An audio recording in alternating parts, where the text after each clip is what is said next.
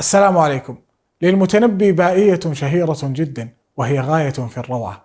بدأ فيها كما يبدأ العرب بالوقوف على الأطلال وتذكر الأحبة، ثم تخلص إلى المدح. يقول فيها: بأبي الشموس الجانحات غواربا، اللابسات من الحرير جلاببا، المذهبات عيوننا وقلوبنا وجناتهن الناهبات الناهبة، الناعمات القاتلات المبديات المحييات من الدلال غرائبا. حاولن تفديتي وخفن مراقبا، فوضعن أيديهن فوق ترائب، وبسمن عن برد خشيت أذيبه من حر أنفاسي، فكنت الذائب. يا حبذا المتحملون وحبذا واد لثمت به الغزالة كاعبا. كيف الرجاء من الخطوب تخلصا من بعد أن أنشبن في مخالبا، أو حدن ووجدن حزنا واحدا متناهيا فجعلنه لي صاحبا. ثم تخلص إلى مدح عظيم فيها وقال: حال متى علم ابن منصور بها، جاء الزمان إلي منها تائبا.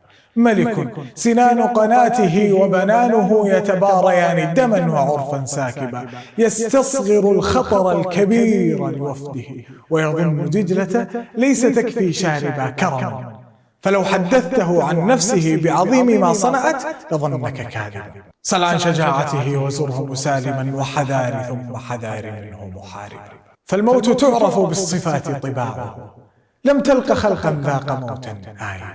ثم ختم القصيدة بذكر جوده وكرمه بعد أن ذكر بأسه الشديد في القتال، فقال: كالبحر يرسل للقريب جواهرا جودا، ويبعث للبعيد سحائبا، كالشمس في كبد السماء وضوءها يغشى البلاد مشارقا ومغاربا.